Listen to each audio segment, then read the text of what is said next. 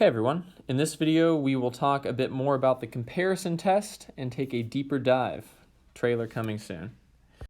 So before we talk about the comparison test, we need to talk about tails of series. So what do I mean by this? Well, take any good old series, and essentially what we can do is just split off our first however many terms we want, right? Pick your favorite finite number, call it capital N.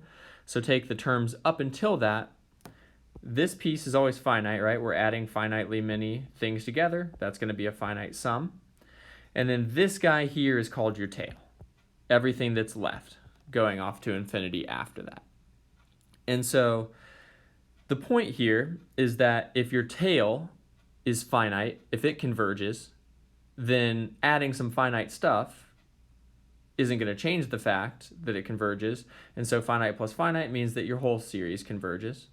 And likewise, if your tail doesn't approach anything, changing it by a finite amount isn't going to mean that it suddenly approaches something. And so what we can say here is that the whole series converges if and only if its tail converges. So if they either both converge or they both diverge. They always do the same thing. And this tail is arbitrary, right? Like my capital N could have been 2 or it could have been 10 billion. It doesn't matter. This will always be the case.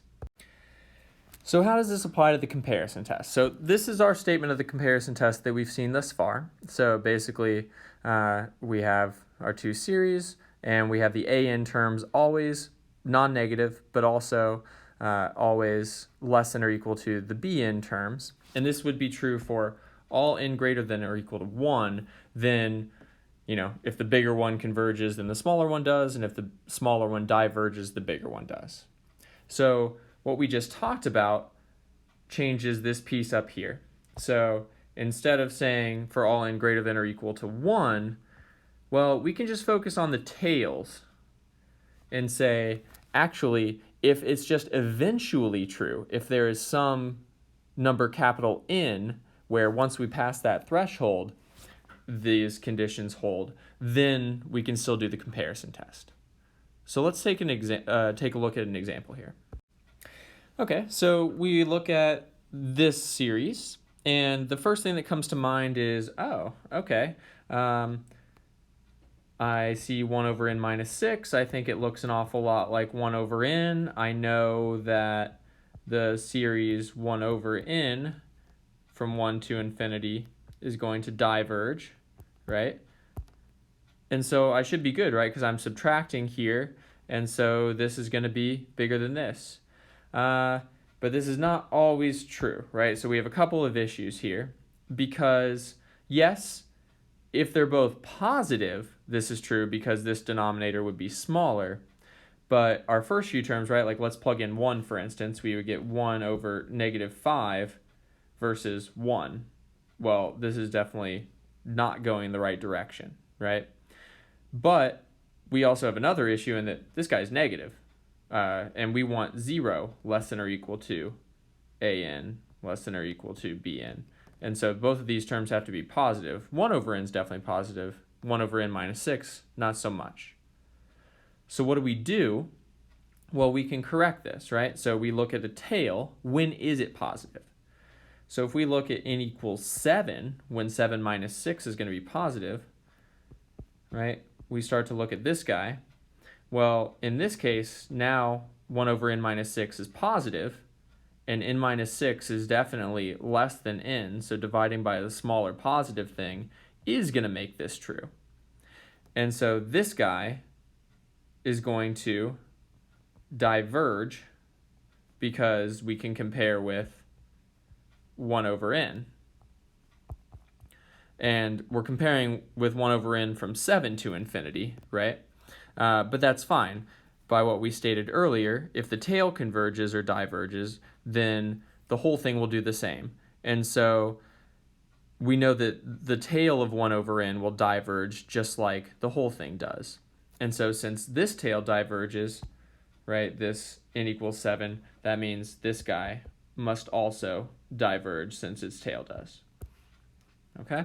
So this is an example of where we kind of shift where we're looking, look at the tail where it satisfies the constraints that we have, and then apply it to the whole thing because we just subtract a little finite amount away and we're good. So for your first exercise, I want you to look at this series here. So 1 over square root of n minus 3 and determine whether it converges or diverges. And again, maybe look at the tails and think about where you want to start with your tail for this to make sense. Okay, so now let's look at this one. So this is going to require an even deeper dive.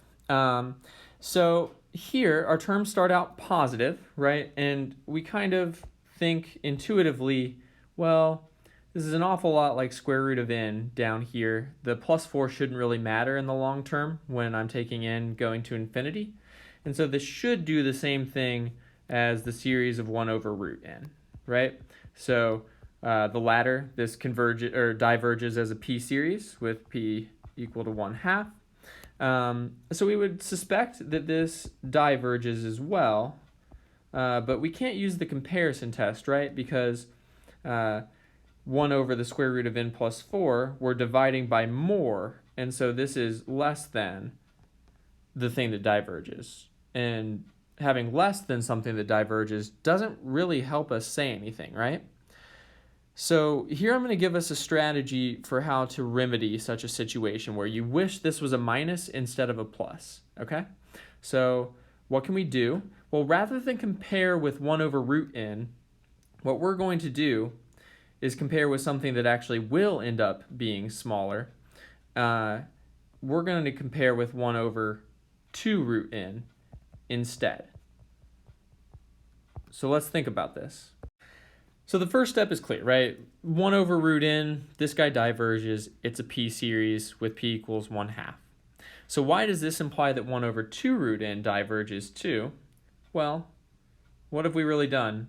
We can just pull out this 1/2, right? So you just have that 1/2 on every term, and then it's 1/2 times something going to infinity. Well, it's going to slow it down for sure, but it's not going to keep it from going to infinity, right? So this diverges too. And so remember this is a key trick. This is something that we often do. You either multiply by 2 on top to get something bigger, multiply by 1/2 to get something smaller. What we need to do, though, is justify our inequality, right? So we know this diverges. We want the guy we're comparing to be greater than this, right? And so is this always true? Well, not always, but first, fractions are hard, so can we translate this? Well, if our denominator is smaller, then the whole thing would be bigger, right? So what's going to be easier to look at is, can we say that root of n plus 4 is smaller than 2 root n? Okay, so this is the question we will be examining. So let's just look by plugging in something first. So what happens at n equals 1? Well, you get root 5 on the left and you get 2 on the right. And root 5 is definitely bigger than 2. So n equals 1 is bad. And again, this is why we talked about tails, because we just care if it's true eventually, not if it's true always, okay? So 1, how did I choose 2 root n? And 2, how do we show this is true eventually? So 2 root n, mostly because multiplying by 1/2 is an easy thing to do. But why do I think this will eventually be bigger? Well, root n plus 4 is pretty darn close to root n, right? But it is bigger than root n. But then if I add something, right, 2 root n is root n plus root n, then eventually this extra root n is going to get really, really big, right? Whereas this plus 4 on the inside is not too different from root n itself. And so we would hope that this would be true eventually. The question is, for what n? Well, it turns out that for n equals 2, this is going to be the case. So when n equals 2, the thing on the left is root 6, and the thing on the right is 2 root 2. And if you compare these, this guy is roughly 2.82, something like that. And root 6 is roughly 2.45. Okay, so this guy is actually already bigger at n equals 2. So how do we show that it's always true afterward, right? Because it's not just oh, at n equals 2, it's bigger, therefore it's bigger for all n. Well, that's not true. So we need to actually prove this statement. So what we have right now is for n equals 2, this is true. We want to show it afterwards. So what I'm going to do is I'm going to define a function, basically just replaced by x. And then I'm going to subtract it over, because the easiest way to show that something's greater than something is often to show that their difference is positive. And so what I'm going to do here is, okay, we know that this is greater, or sorry, f of 2 is greater than 0, right? If I plug in 2, then 2 root x is bigger than root of x plus 4. So if I can show that f is increasing for x bigger than 2, then it started positive, it kept increasing, then it would always be positive, right? So f of x would be greater than 0 for x greater than or equal to 2. And that would be what we want. So it's enough to say that it's increasing. This is the key step. So how do we show something's increasing? Well, we take the derivative, right? So what is the derivative here? Well, this is 2x to the 1/2. So you take the derivative, 2 and the 1/2 cancel, we get x to the negative 1/2, so it's 1 over root x. And over here, we don't have the 2 to cancel, so we get 1 over 2 root x plus 4. Now look at these denominators, right? So this guy's root x, this is 2 root x plus 4. Well, root x plus 4 is already bigger than root x. Multiplying it by 2 is going to mean it's way bigger. So dividing by a bigger thing, it's smaller. So this is greater than 0. So f is increasing. And so we're good. So this is actually true now for all n greater than or equal to 2. And so basically we look at the tail from 2 on. So concluding, we now have this is true. And then we just do 1 over these things. We get that this is greater than 1 over 2 root n, again for n bigger than or equal to 2. And thus, we get that if we start at 2 and go to infinity, this will diverge by comparison. And if it's true from n equals 2 to infinity, then it's also true from 1 to infinity, because all we did was add 1 over root 5. And so with these steps all together, we get that our guy diverges. So it's a long process, but basically it's just proving that this inequality that we hope is true is true.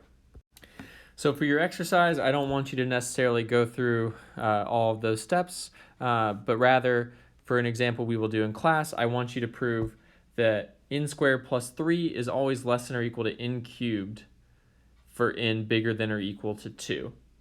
And if you are feeling ambitious, then what you are really showing by doing this, the goal would be this guy, because then we're bigger than the harmonic series, which diverges, and so this series would diverge. But I just want you to show this inequality, because that is most of the work towards showing this. All right, thank you for watching.